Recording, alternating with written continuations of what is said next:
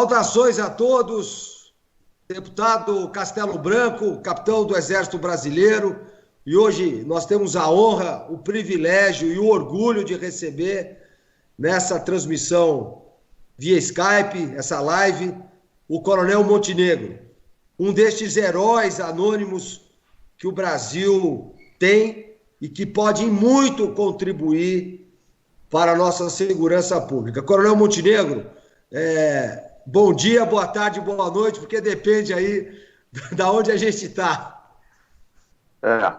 Então, boa tarde aí para todo mundo. É uma satisfação estar aqui falando com o Castelo, um grande amigo aí, de longa data, desde cadete.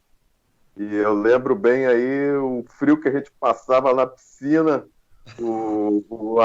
a gente lá como atleta de natação e polo aquático na academia, né? A piscina não era aquecida, um local frio pra caramba, e a gente treinando lá. Os meus primeiros contatos foram na piscina e depois, né, no Exército, né? Você como piloto de helicópteros, eu como forças especiais nas nossas operações lá na Amazônia, na Cabeça do Cachorro, e realmente são experiências assim, bem ímpares que muito pouca gente tem oportunidade de vivenciar, né? Eu costumo dizer que, poxa, eu já fui em locais do Brasil onde as pessoas mal conseguem, nunca vão imaginar que tipo de coisa que acontece, né? Esses locais isolados assim. Então, é bem interessante a gente ver essa divergência de trajetória e depois a gente se encontrar de novo agora, querendo servir ao país de uma outra forma, mas agregando a nossa bagagem, a nossa experiência. Bom, você que assiste essa live agora, eu gostaria que você entendesse. Esse é um bate-papo entre dois grandes e antigos amigos militares. A história vem lá do Colégio Militar do Rio de Janeiro, dos anos 70, passou pela Escola Preparatória de Cadetes do Exército, Academia Militar das Agulhas Negras, Brigada Paraquedista, enfim. Hoje eu reencontro aqui um grande amigo e uma pessoa altamente preparada, como vocês vão ver a seguir. Nós vamos trocar opiniões e sugestões, você nos acompanhando, sobre a atual situação política e moral do Estado do Rio de Janeiro, e em particular da cidade do Rio de Janeiro, né? A violência criminosa, o crime organizado, o narcoterrorismo internacional e principalmente o reflexo disso na vida das pessoas, uma vez que mata pessoas inocentes, né? E também vamos falar da violência política e moral, uma vez que grande parte dos nossos governadores e prefeitos estão envolvidos aí em escândalos de corrupção. Muito bem. Montenegro, antes da gente continuar, eu gostaria que você falasse um pouco da sua formação militar, desde lá do comecinho, passando até a Escola de Comando de Estado-Maior do Exército, inclusive citando os seus cursos de combate, e depois falasse um pouco da sua formação acadêmica, né? Civil, que é um grande diferencial também. Quer dizer, você é um dos poucos militares que eu conheço que consegue unir essas duas coisas. É bom de combate e é bom de gagá, é bom de estudo. Bom, eu comecei, né, lógico, eu estudei no Colégio Militar do Rio de Janeiro, no Colégio Militar de Brasília, estudei também no Santo Agostinho, no Leblon, mas eu me formei, o meu primário, eu me formei numa escola pública, tá? O Colégio Municipal Dr. Costa Barcelos, em Copacabana, onde eu fiz o meu primário. Depois, pelo fato de ser filho de militar, meu pai foi sendo transferido pelo Brasil, eu fui entrando em colégios militares e etc. Fui para a academia, fiz o curso de infantaria, e depois que eu me formei na AMAN, eu fiz o curso básico paraquedista, curso de comandos, mestre de salto, forças especiais, guerra na selva, segurança e proteção de autoridades, negociação e gerenciamento de crise. Fiz o curso também de comando Estado-Maior do Exército. E assim, é uma lista longa, assim, mas os principais são esses aí, tá? Bom, E dentro do Exército, eu tive uma trajetória que, vamos lá, até a minha fase de tenente, capitão, foi praticamente toda dentro das operações especiais. Então, eu fui do destacamento contra terror, eu comandei destacamento de ações de comandos, é, comandei a companhia de ações de comandos, eu fui para várias operações na Amazônia e nas favelas do Rio de Janeiro como operador de forças especiais. É uma experiência muito rica porque você vê muita coisa que a maioria das pessoas não tem oportunidade, né? Então, assim, não só na Amazônia, mas as operações especiais a gente opera em amplo espectro, né? No Brasil todo. Eu também servi na Amazônia, servi na fronteira com a Bolívia. Então, eu era do 6º Batalhão de Infantaria de Selva, Comando de Fronteira de Rondônia. A gente tinha uma área de fronteira de 1.300 quilômetros de responsabilidade, né? Então, só para o pessoal ter uma noção, né? Eu morei os últimos anos em Portugal fazendo um doutorado em relações internacionais, onde eu pesquiso sobre insurgência criminal no Brasil e na América do Sul, que é o nosso maior problema atualmente, né? Eu estou fazendo uma pesquisa sobre o emprego de forças especiais no combate à insurgência criminal. E, assim, só em Rondônia, pô, é 1.300 quilômetros. Isso é o dobro do comprimento de Portugal, para que o pessoal tenha uma noção. A gente tem uma fronteira no Brasil de 17 mil quilômetros, né? Então, as pessoas não se tocam, por exemplo. Os Estados Unidos, a fronteira com o México são 3.000 quilômetros, em deserto, linha seca, murada. E mesmo assim ainda passa gente. No Brasil são 17 mil quilômetros, sendo que desses 17 são 11 mil só de selva. Então, assim, é quase impossível, você ter uma fronteira impermeável. Mas, ainda falando sobre a minha experiência, eu comandei o Regimento Sampaio na ocupação e pacificação do Complexo do Alemão e da Penha, quando teve aquela operação grande de invasão. O Exército permaneceu 19 meses. A minha unidade participou de três edições, né? 3 contingentes desses 19 meses. Cada contingente era um pouco mais de 3 meses. E eu fiquei muito tempo lá ocupando, como forças especiais, comandando uma tropa de infantaria. Eu acho interessante ressaltar que, nesse período, os indicadores de violência e criminalidade do Complexo do Alemão era o local mais seguro do Rio de Janeiro, tá? Ou seja, era o local onde tinha o menor índice de homicídio, de roubo, de furto, de tudo. Foi durante o período que a gente ocupou. E, para mim, foi uma experiência muito rica ali de ter esse tipo de convivência, porque eu já tinha ido a várias operações em favela, mas eram operações tipo bate-volta, né? Operações rápidas. Uma operação de grande envergadura dessa, durante a ocupação foi um sucesso muito grande, tá? Depois que a gente saiu, logicamente, a coisa desandou porque não houve o comprometimento do governo do Estado do Rio de Janeiro em fazer as ações que era necessário, né? Ou seja, durante o período que o Exército ocupou foi muito bom, mas depois disso não. Em relação à minha formação civil, né?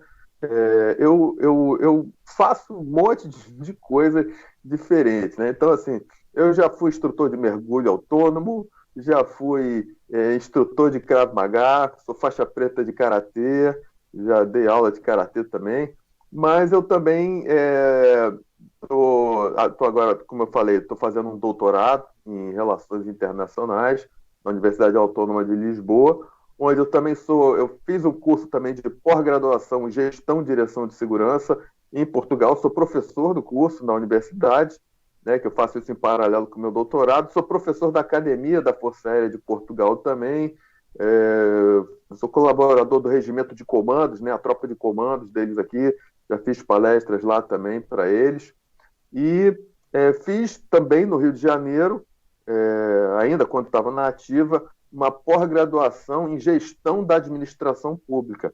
E eu fiz essa pós-graduação porque depois eu ia comandar, e eu ia ser ordenador de despesa e gestor da administração pública. Então, eu conheço a administração pública e, como vereador do Rio de Janeiro, eu vou fiscalizar, né? eu vou meter o dedo na ferida, porque eu acho que esse tipo de corrupção que a gente tem é por falta de fiscalização, de gente competente, qualificada e de gente comprometida, principalmente. Coronel, eu gostaria de lembrar aqui também que nós estamos juntos, como foi dito no começo, há muitos anos, mas eu me formei um pouquinho na frente e eu participei da primeira atuação do Exército lá em 1992, quando na Eco 92 nós tivemos que montar uma operação nas comunidades dos morros do Rio de Janeiro.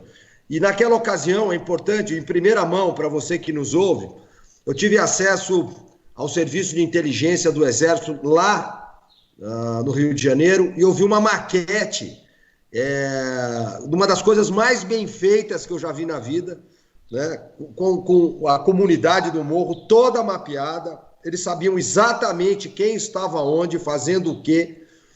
Nós íamos montar e realizar uma operação de incursão e eliminação de alvos, íamos resolver o problema do Rio de Janeiro, lá em 92. Todo mundo sabe que isso não aconteceu por causa da ingerência do governador Brizola, que tinha ligações com o narcotráfico, a filha também, né? E, portanto, não havia interesse de se resolver o problema. O Brasil tinha pouco. Essa operação era em 93, era com o Orlando Jogador, lá no Complexo Alemão, no Morro do Alemão, foi feita uma maquete, eu escrevi um artigo sobre isso e foi publicado aí na revista Operacional, né? Para o senhor ter uma ideia, eu fiquei um mês dentro da base dos Afonso sem sair, era uma operação altamente sigilosa, eu digo em 92, porque eu estava lá desde 92, nessa preparação. O planejamento foi, exatamente, começou em 92 e a operação ia acontecer em 93, exatamente. Começou em 92 e durou vários meses. A gente fez uma maquete gigante, ficava isolada numa sala, exatamente. E essa interferência do Brizola foi em 93, né? A operação era para pegar o pessoal do Orlando Jogador, que era a principal, ele era o comandante, né, do Comando Vermelho naquela ocasião, e aquilo ia ser a primeira porrada que ia ser dada no crime organizado no Brasil, né? Porque na época o PCC não era o que é, o PCC começou em 91, o PCC era pequenininho. Na época o Comando Vermelho que era a facção mais poderosa do Brasil, e aí ia ser uma operação do Exército, com a aviação do Exército, e a Polícia Federal ia fazer o cerco por baixo, né? Lá no Complexo Alemão, exatamente. E isso, Montenegro, tem tudo a ver, a gente podia até puxar essa história mais para trás, mas só para a pessoa que nos ouve aqui nas redes sociais, isso tem tudo a ver com o que o Rio de Janeiro vive hoje, porque se a gente tivesse aplicado o remédio para essa doença lá atrás, nós estávamos vivendo o que estamos vivendo hoje. Houve falta de vontade política, houve corrupção do alto escalão do governo na época e já tinha envolvimento com o narcotráfico. Enfim, o Exército não pôde cumprir a missão para a qual nasceu por ingerência política. Naquela ocasião o cenário não era confortável, o comando do Exército achou melhor não fazer e hoje a população do Rio de Janeiro paga o preço deste terrível erro. Né? E agora entrando já um pouco na seara do Rio de Janeiro, hoje nós estamos vivendo um estado caótico no Rio de Janeiro, né? Quase que acontecendo o que acontece em algumas regiões do México, onde o Estado perde poder para o crime organizado. Quem manda no local é o crime organizado e não o Estado, o que é uma situação muito perigosa. E nós sabemos que grande parte do problema do Rio de Janeiro está, primeiro, na Assembleia Legislativa do Rio de Janeiro, com seus deputados estaduais. Tem que ser dito. Segundo, na Câmara Municipal da cidade do Rio de Janeiro, com seus vereadores. E, claro, os seus tentáculos aí pegando prefeitos e governadores. Eu queria que o senhor falasse um pouquinho sobre isso e o senhor sendo eleito como vereador pelo Rio de Janeiro, com toda essa sua capacitação técnica profissional invejável, que poucas pessoas têm no Brasil, pouquíssimas, a sua grande contribuição à segurança pública no Rio de Janeiro? Olha, o Rio de Janeiro é um estado que está num nível de anomia, né? Digamos assim, porque a gente já aí, acho que é pentacampeão, né? Nós temos 5 governadores, é o recorde absurdo, infeliz, nefasto de governadores aí empichados. E se você considerar que são governadores e ainda dobraram o mandato, a maioria deles, é como se fosse quase o dobro. Então, isso aí significa praticamente quase 40 anos de anomia, de corrupção, né? Isso sem falar do Brizola, né? Que já vinha lá atrás, né? Sem falar do Brizola, que o pessoal fala do CIEP, que ele fez, aquela ideia bonita, mas o grande legado que ele deixou foi a violência e o fortalecimento do narcotráfico, né? Vamos Exatamente. tá? Ou seja, o Brizola ele não foi empichado, ele não teve problema de ter sido ter problema legal, né, na justiça, mas todo mundo sabe que o crime organizado da época dele se fortaleceu e, inclusive, aquela operação deixou de acontecer por ingerência dele no último momento, porque ele nunca soube do planejamento da operação, né? Na época foi quando o comandante militar do leste ligou para ele, acho que foi um erro aquela ligação, né? Para avisar, olha, estamos desencadeando agora. Na mesma hora, o Brizola teve um piti, ligou para o presidente da República e conseguiu cancelar a operação. Foi assim, então, uma operação com 9 meses de planejamento foi cancelada quando a primeira equipe já estava saindo, né, pelo telefone. E para a gente foi muito frustrante. Mas, enfim... Foi horrível. Então, horrível. Foi horrível. Aquilo ali, o governo do Rio de Janeiro assinou o seu atestado de óbito naquele momento. É isso mesmo. E nós éramos protagonistas disso, né? A gente viu ao vivo. E o Rio de Janeiro, logicamente, a cidade do Rio de Janeiro, onde eu sou candidato a vereador, ela está dentro do estado do Rio de Janeiro. Então, fica difícil você separar uma coisa da outra, né? É onde tem a maior população do estado e onde você tem uma sequência de governadores aí com uma promiscuidade muito grande dos prefeitos e os governadores, né? Então, e também com a bandidagem, com a criminalidade, e não só os prefeitos, mas principalmente os vereadores, né? Que são vereadores eleitos dentro de determinados nichos. Então, por exemplo, algumas pessoas, quando souberam que eu era candidato, teve gente que começou assim, olha, não esquece de mim, quero ir para o seu gabinete. Eu falei, cara, pelo amor de Deus, eu sou um... Não, mas a gente querendo emprego, né? Aí teve gente que falou, não, então paga a festa de 15 anos da minha filha, que eu te consigo um monte de voto. Aí outro, não, pô, paga a faculdade do meu filho. Eu falei, cara, olha só, esse tipo de eleitor, cara, não vai nunca votar em mim, porque eu nunca vou prometer esse tipo de coisa, né? Conforme me falou o Rodrigo Pimentel, você é um candidato temático. Eu sou um candidato, o meu tema é segurança. Em que pese que eu tenho outras bandeiras também que eu defendo, que é a parte do meio ambiente, a parte de maus tratos com animais e também de transporte público, mas a gente conhecendo gestão, eu como gestor que sou, já fui, a gente sabe que a gente primeiro tem que atacar o problema mais grave, né? O problema mais grave do Rio de Janeiro é a segurança. Aí tem gente que fala, não, mas a segurança não é problema do município, do governador. Eu acho que essa conversa já ficou lá para trás. Essa conversa não tem mais sentido numa cidade em que, ano passado, foram retirados das ruas pela Polícia Militar mais de 500 fuzis, arma de guerra, né? Quando você fala isso na Europa, o pessoal fica olhando para você assim, fuzil na rua, crime organizado, é uma realidade completamente diferente. Então, uma cidade que a gente tem uma terminologia acadêmica, né, que chama de black spot, né? Black spot, traduzindo para o português, seriam manchas negras, ou seja, são áreas não governadas. São áreas... Qual é a definição de Estado, para o pessoal entender? Estado, ele tem 2 elementos materiais e um elemento não material. Os 2 elementos materiais de um Estado é território e população. Tá? O elemento imaterial é a soberania. A soberania é exercida sobre o território e a população. Tá? O que são essas manchas negras? São locais onde a soberania do Estado não é exercida sobre o território e sobre a população. Então, a gente tem que erradicar isso daí. Só que isso é um trabalho lógico, né? Não é só do município, mas o município tem sim uma participação nisso.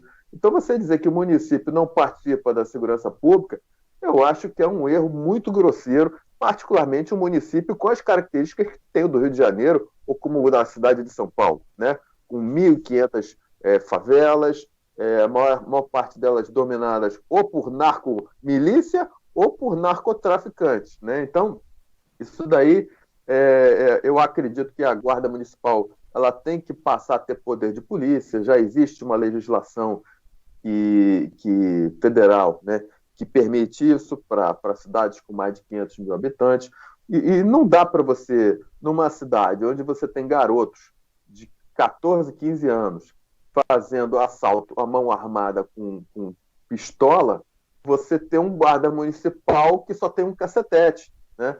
Não adianta, né? nem se o sujeito usar colete à prova de bala ou fizer o curso de Matrix para desviar de bala ou for faixa preta de qualquer coisa, não vai resolver. Você tem garotos de 13, 14 anos fazendo um assalto com a mão armada, você não pode querer que um guarda municipal não esteja armado, né? E a gente tem uma guarda municipal grande, né? Nossa guarda municipal são cerca de 7 mil homens. Então, você conceder esse tipo de poder de polícia para que eles possam combater várias outras coisas. Por exemplo, a gente tem no Brasil foi feito um acerto da prefeitura com o Ministério Público para que os moradores de rua não fossem retirados das calçadas, né, pela Guarda Municipal. Acho que isso foi desde 2012. Então, assim, é um absurdo. Ou seja, é uma das principais coisas que a Guarda Municipal tinha que fazer, ela não pode fazer, né? E tem outros problemas também mais graves na cidade do Rio de Janeiro que tem que ser atacados de uma forma mais coerente. Então, a gente tem, por exemplo, a ocupação das encostas do Rio de Janeiro, ela não pode ser feita com construções formais, legalizadas, porque tem uma lei que proíbe. Aí o que ocorre? Ela é ocupada por favelas, é ocupada por milicianos, fazem até condomínios, que nem aquele da Muzema, que despencou, acho que foi esse ano. Lembra um condomínio? É um prédio de 13, 14 andares que despencou ali. Como é que um prédio de 14 andares sobe, né? Numa cidade? Assim, um prédio numa área que é proibido construir. E cadê a fiscalização dos vereadores, né? Cadê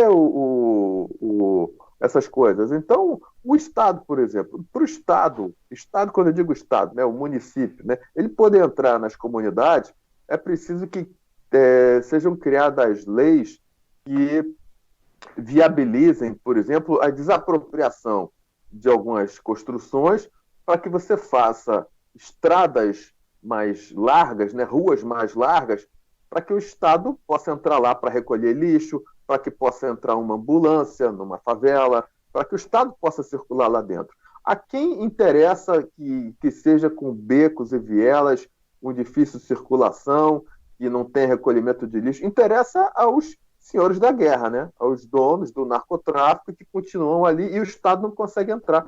Então, o Estado ele tem que entrar não é só através de ocupação militar, como eu fiz. Você, enquanto está tendo uma ocupação militar, uma operação policial, também precisa haver ações sociais. Mas para que essas ações sociais sejam mais viabilizadas, você precisa ter ruas mais largas para que o Estado possa circular ali dentro. E uma coisa que é interessante a gente comentar, agora com essa decisão lá do ministro do STF de proibir as operações policiais, né, e militares. Um absurdo! Você proibir tem dois aspectos, né? Primeiro, que você está fortalecendo que aquilo ali seja uma mancha negra, que você está fortalecendo a soberania do narcotraficante, você está abandonando aquela população à mercê das leis do narcotráfico E o pior ainda, que as pessoas não vi ninguém falar isso ainda, né? Quando a gente invadiu lá o Complexo do Alemão, aquilo ali estava num nível de posição fortificada de infantaria, entendeu? Porque o que eles fazem nas ruas para não entrar viatura blindada, para não entrar o caveirão? Eles colocam barreira de concreto com trilho de trem. Eles pegam a rua, tá? Pega a britadeira, faz o buraco, enfia um trilho de trem, coloca uma anilha daquela de concreto em volta, mete concreto daquilo ali, é uma posição fortificada de infantaria, muros concretados com buraco de seteira para atirar na polícia e nas Forças Armadas. E isso era assim que estava o Complexo Alemão. Por que eu estou falando isso? Porque agora as favelas do Rio de Janeiro estão virando todas posições de infantaria fortificada. O que eles estão fazendo agora? Então, assim, para o Estado conseguir entrar de novo, é um desgaste enorme. Durante a intervenção no Rio de Janeiro, o que foi precisar da engenharia do Exército, né? Que a engenharia, para quem não entende, no Exército, além de construir estrada, etc., ela também trabalha para apoiar a mobilidade da tropa, tá? Ou seja, para desobstruir os obstáculos do inimigo. A engenharia do Exército teve que ser empregada para tirar os obstáculos para que pudessem entrar viaturas blindadas nas comunidades, e fez isso, às vezes, embaixo de tiro. E quando você tem uma Suprema Corte que é completamente desconectada da realidade do país, né? O sujeito está lá no ar-condicionado, ele tem 200 funcionários para trabalhar para ele, um só para ajeitar a toga, né? Na hora que ele vai sentar, que é um troço muito importante. Então, o sujeito ele não sabe, ele pega e dá uma canetada e as consequências disso são completamente nefastas, né? Eu queria que o internauta agora tivesse acesso a uma informação muito importante e privilegiada, acho que está na hora de contar. Concomitante com tudo isso, quer dizer, ao mesmo tempo que tudo isso que o Coronel Montenegro está contando, lá nos anos 90, estava ocorrendo na fronteira do Brasil com a Colômbia, em plena selva amazônica, na região da Cabeça do Cachorro, conhecida como Cabeça do Cachorro, um conflito entre as Forças Armadas Revolucionárias da Colômbia e o Exército Brasileiro. A gente não vai poder falar muito, Montenegro, ainda, mas é importante saber que nós estivemos nessa operação que durou aí basicamente 2 anos. As Farc entraram em território brasileiro, atacaram um destacamento de defesa da fronteira, houve vítimas do lado do Exército Brasileiro, iniciou-se um conflito de curta duração, mas que depois teve reflexos até hoje. E o senhor participou dessa operação e eu também. O senhor na primeira fase, que eu considero a fase mais difícil, e eu participei de uma segunda fase que foi a manutenção e a busca de informações. E lá fiquei durante quase 2 anos, dos quais 1 ano eu fiz várias patrulhas de selva a pé, embora piloto de helicóptero, abri a mão dessa condição e fiz algumas patrulhas de incursão. Bom, resumindo, você que nos assiste aqui, nós fizemos uma coleta importantíssima de informações, que eu vou resumir em 3 pontos, que tem tudo a ver com o Rio de Janeiro, fazendo o link. Cabeça do Cachorro, Amazônia, Farc, Brasil. Primeiro, o narcoterrorismo colombiano financiava as Forças Armadas Revolucionárias da Colômbia. Ou seja, por trás da ideologia das Farc, que era uma ideologia socialista, quem bancava, quem pagava a conta era Pablo Escobar e sua trupe de narcoterroristas. 2, as Farc, por sua vez, estavam infiltrados em território brasileiro para busca de minérios, de ouro, de tráfico de mulheres, de drogas e etc. E terceiro, havia um envio de recursos para o Rio de Janeiro para alimentar os seus comparsas narcotraficantes e os partidos de esquerda que apoiavam estas operações. Quando nós descobrimos isso, depois de 1 ano de missão lá, em 1990, 91, portanto, quantos anos atrás? 30 anos atrás. Nós já sabíamos para onde andava a carruagem, que havia uma ligação perigosa entre partidos políticos, narcoterrorismo, né, e a população que consumia drogas.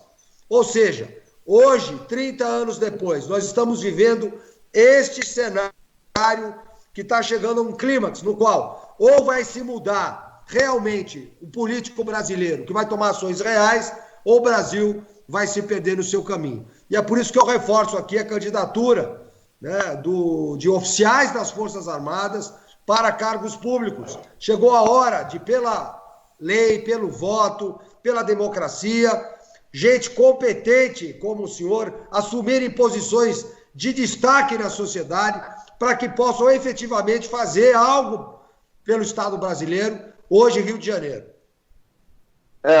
Inclusive, você falou aí, tem mais um link interessante de destacar, tá?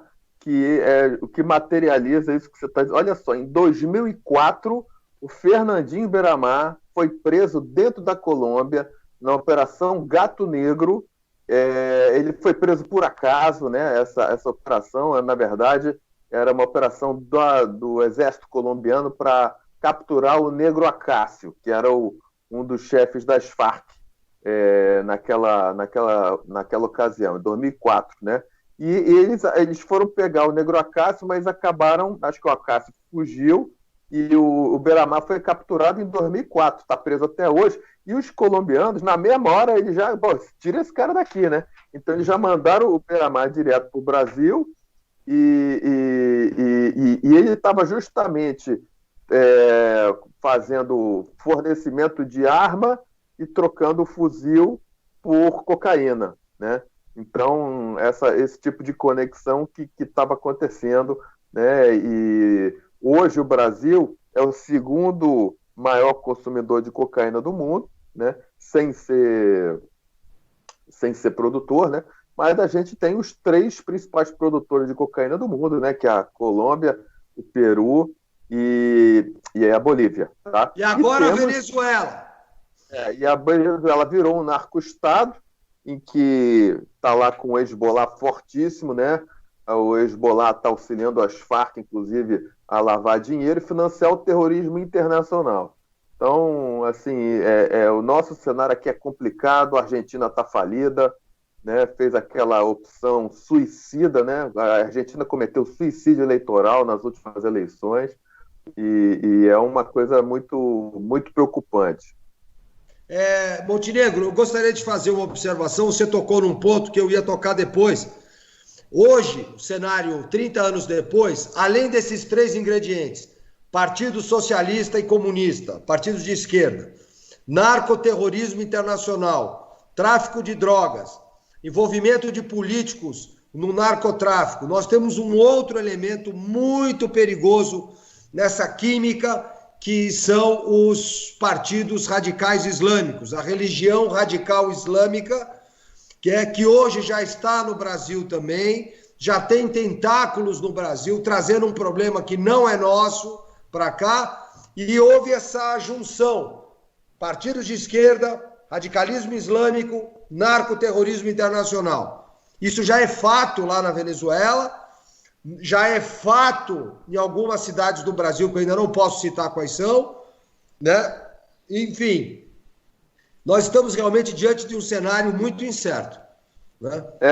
Você está falando aí, na Colômbia, que tem uma simbiose mais forte com a Venezuela, essa simbiose da esquerda com o Hezbollah já fez com que em 2 cidades da Colômbia tivessem prefeitos radicais dos xiitas, né, com conexão com o Irã e com o Líbano, né, do Hezbollah. Então, pessoas com conexões com o Hezbollah na Colômbia em 2 cidades, uma na costa do Pacífico e uma ali de frente para o Caribe. Tá?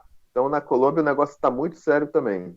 Aqui em São Paulo, nós estamos acompanhando de perto isso. E eu havia falado para o nosso internauta que nós íamos fazer uma comparação entre o estado de São Paulo e o Rio de Janeiro na questão da segurança pública. Bom, vou ser bem sintético, resumir bem. O estado do Rio de Janeiro é o estado mais antigo, ele trouxe raízes diferentes do problema de segurança pública, a topografia, a concentração de escravos, a libertação, foi sede de governo, foi a capital do império, então teve uma história diferente. Um relevo complicado também, a cidade do Rio de Janeiro particularmente, né? É cheia de morro, de montanha, né?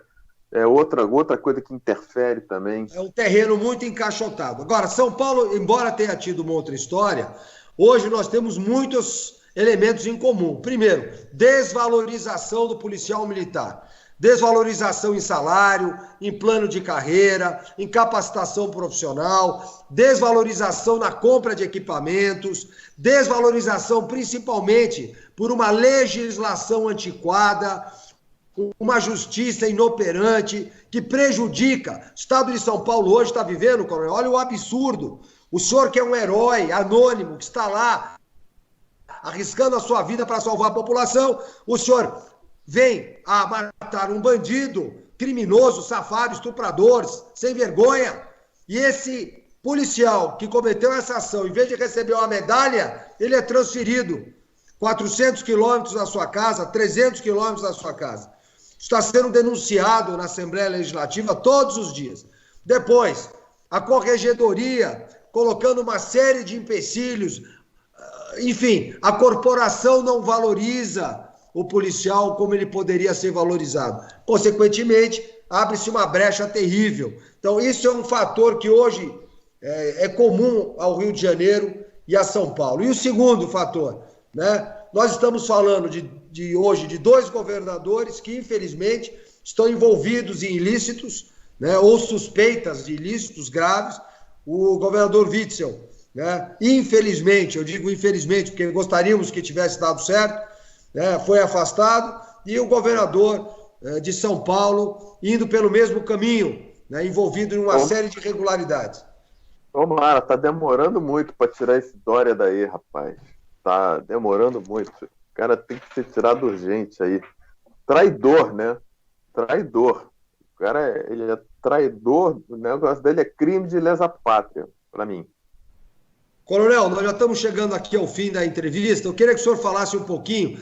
O senhor vai sair candidato pelo Podemos, o seu número é 19190, Coronel Montenegro, Forças Armadas, um diferencial na Câmara Municipal do Rio de Janeiro. Eu faço questão de frisar bem isso, porque faça uma pesquisa histórica. Raríssimos são os casos de oficiais das Forças Armadas, ou na Assembleia Legislativa, ou na Câmara Municipal, ou no Congresso Nacional. Infelizmente, coisa que não acontece na Inglaterra e nos Estados Unidos, por exemplo. Agora o Brasil está fazendo um resgate do seu herói. Eu chamo do resgate do herói como o senhor, por exemplo, que foi um militar honrado, que cumpriu o seu dever, que arriscou sua vida, que hoje está morando bem, mas que está se pondo à disposição de salvar o Estado brasileiro novamente. Fala um pouco aí das suas propostas como vereador. Olha, a minha ideia, por exemplo, é um vereador, né, falando aí do Rio de Janeiro. Eu acho que o nosso principal problema é segurança, desordem pública, e eu acredito que a gente tem que usar a Guarda Municipal na desocupação das calçadas por moradores de rua, também na inibição do comércio de vendas de drogas e de mercadoria de procedência duvidosa, que um dos grandes problemas que a gente tem no Rio de Janeiro é o roubo, né? Ou seja, você tem aí muito camelô, que inclusive é irregular, que está na rua vendendo produto de carga roubada e também vendendo produto de roubo, de furto, de assalto. Então, o celular que você tem aí roubado, assaltado, ele vai sendo vendido por pessoas, né, que fazem a venda, né, de produto de procedência duvidosa, né, e a pena para receptador de carga é muito branda, né? Também é uma outra coisa que eu acho que o Brasil devia se preocupar mais com isso, tá? O Rio de Janeiro ele precisa aquecer a economia dele. Eu acho que uma das grandes vocações do Rio de Janeiro ele é a vitrine do Brasil, né? Todo mundo que pensa em Brasil pensa primeiro em Pão de Açúcar, em Corcovado. Então a gente tem que aquecer o turismo, mas você não pode querer ter turismo do Rio de Janeiro quando as calçadas de Ipanema e Copacabana estão cheias de mendigo, pedinte, trombadinha, você sendo assaltado. Então, não tem nada a ver com você discriminar as outras áreas, mas ninguém vai fazer turismo no Rio de Janeiro para visitar Guadalupe. Então, você tem que pegar e criar no Brasil, digo no Rio de Janeiro, umas zonas azuis, que eu vou chamar de azul aqui, porque eu detesto vermelho, tá? Porque eu sou anticomunista completamente. Então, vamos chamar zonas azuis, ou verde e amarela, do jeito que quiser, mas eu chamo azul porque é uma cor que tem na bandeira do município, né, que tem os golfinhos. Então, essa zona ela tem que ter um reforço efetivo, né, na segurança pública, ou se você quiser chamar de ordem pública, mas uma área que tenha tolerância zero com crime e delito, para que as pessoas possam ir lá e se sentir seguras, né? Ou seja, fazer um cinturão ali nas áreas turísticas, né, na Urca, em Copacabana, Ipanema, Leblon, etc., para que as pessoas possam fazer efetivamente turismo nesses locais. Tá? O município ele precisa ter condições legais para oferecer serviço público de qualidade em favela. Tá? Como eu estava dizendo aqui, atividade de recolhimento de lixo, uma ambulância para entrar lá dentro, né? E até mesmo a polícia. Então, a gente tem que fazer o quê? Tem que abrir aquelas vielas. Então, para isso, tem uma lei que a cidade ela precisa ter uma legislação que dê força ao município para fazer desapropriação e de indenização, logicamente, né? Ou seja, você tem que desapropriar, constrói uma habitação para as pessoas, né? Elas só vão sair das suas casas quando forem lá para o local opcional, dado pelo Estado, né? Ou indenizadas, enfim, fazer isso daí para que possa ser abertas, né, as ruas, os becos, as vielas nas favelas. Tá? Outra coisa que eu entendo também que é muito importante é uma administração municipal que reduza os custos, mas não de forma irresponsável, porque, na verdade, o nosso grande custo é a corrupção. Né? Vamos falar sério assim. Você, às vezes, diz que não tem dinheiro para isso, para aquilo outro, mas é porque o grande problema nosso do dinheiro é a corrupção. Ou seja, tem que equilibrar os gastos, né? Eu acho que a melhor forma de equilibrar os gastos é combater a corrupção. Mas, às vezes, tem alguns gastos realmente que são ridículos, são patéticos, isso aí tem que ser fiscalizado, né? Então, tem que ser feita por exemplo, uma revisão geral na Guarda Municipal, na minha opinião, aperfeiçoando o processo seletivo, o plano de carreira, uma valorização, né, para que eles possam ser empregados nas ações de inteligência, de combate à criminalidade, ou seja, o melhor treinamento para eles. E aumentar também o poder de polícia, né? A Guarda Municipal não tem poder de polícia. Eu acho que ela precisa ser transformada numa polícia para que tenha a capacidade de impor a ordem pública dentro de critérios éticos legais. Tá? E, por fim, né, mais dois tópicos aqui que eu gostaria de falar. A Secretaria Municipal do Meio Ambiente ela precisa atuar na garantia, conservação e recuperação do meio ambiente, ou seja, a parte de coleta, tratamento de lixo, recolhimento, reciclagem, porque isso daí afeta muitas vezes no bueiro, né? Então, o Rio de Janeiro, todo mundo sabe, é uma cidade que quando chove fica embaixo d'água, tem gente que perde o carro, muita gente não pode trabalhar, o nosso metrô é ridículo, né? É um metrô em forma de U, um absurdo. Então, o metrô do Rio de Janeiro já era para ser muito maior, não foi expandido, eu acho que por falta de corrupção. Então, você precisa ter uma parte efetiva, uma fiscalização da prefeitura nisso, para que essa parte da recolha do lixo seja mais eficaz e também se verifique o problema do desmatamento, né? O grande problema nosso do desmatamento é provocado pela expansão das favelas. Ou seja, o Rio de Janeiro é uma cidade que tem a maior floresta urbana do mundo, né? Além da Floresta da Tijuca, tem outros maciços, tem o de Madureira, tem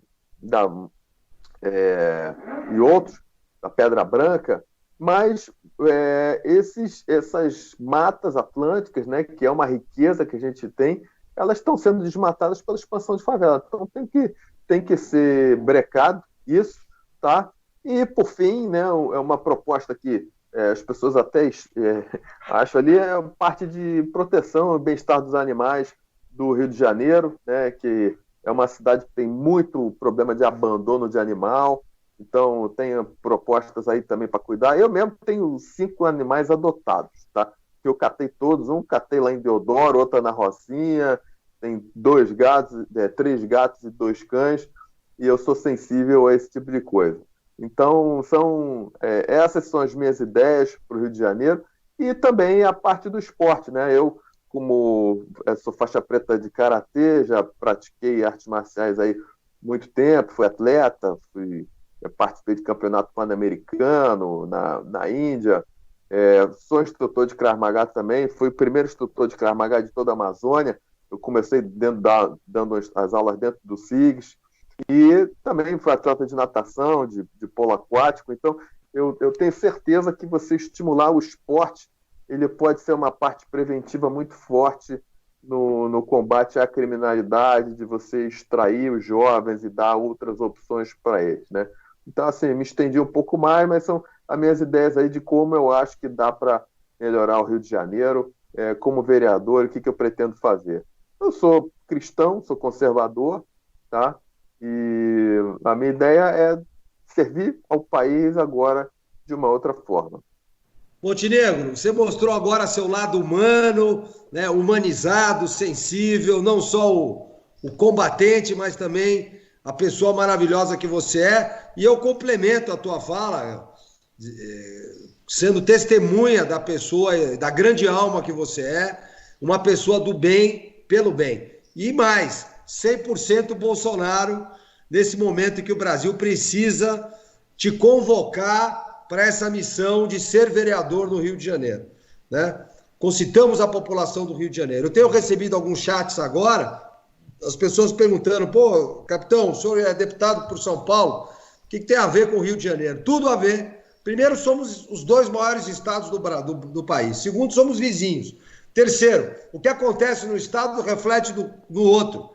Temos pautas em comuns, muitas, sendo que uma das principais é a questão da segurança pública, do narcoterrorismo, do narcotráfico, do crime organizado, que infelizmente tem suas principais bases no Rio de Janeiro e em São Paulo. Tanto isso é verdade que aqui e ali essas coisas se misturam.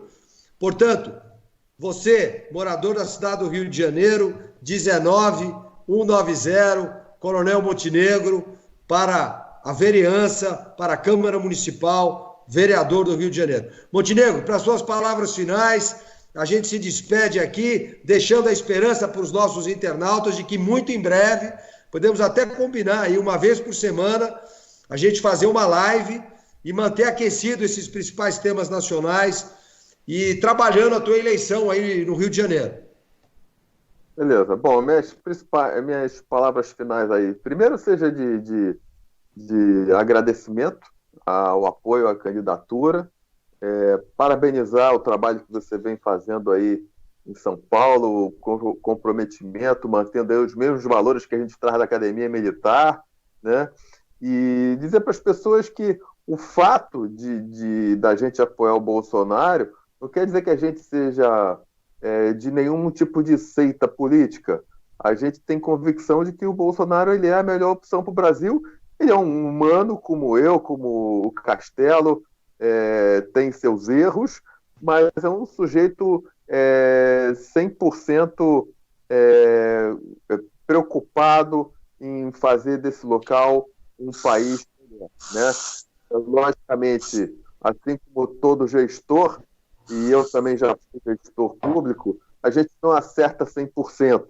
E tem muita coisa nos bastidores também que às vezes interfere nas decisões e as pessoas não ficam sabendo, né? Ou seja, eu acredito que realmente para que o país ele possa continuar num caminho do bem, do progresso, não se torne uma Venezuela, como iria acontecer se o Haddad tivesse sido eleito, e a melhor opção realmente é que a gente continue a apoiar o presidente Bolsonaro. E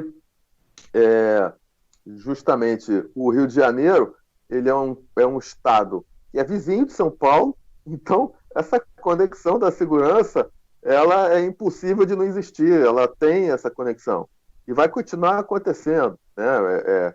E enquanto tiver duas facções de crime organizado poderosas, como são nos dois principais estados da federação, essa conexão vai ter que continuar acontecendo. Então, isso daí justifica bastante esse tipo de live aí de nós dois. Muito bem, queria agradecer também o apoio do Fernando Silva, da 5.1 Filmes, parceiro, que hoje, em pleno domingo, voluntário, está aqui trabalhando por um Brasil melhor. Coronel Montenegro, a minha melhor continência, 10 flexões, Brasil acima de tudo e Deus acima de todos. É isso aí. Juntos, somos mais fortes. Somos todos um só.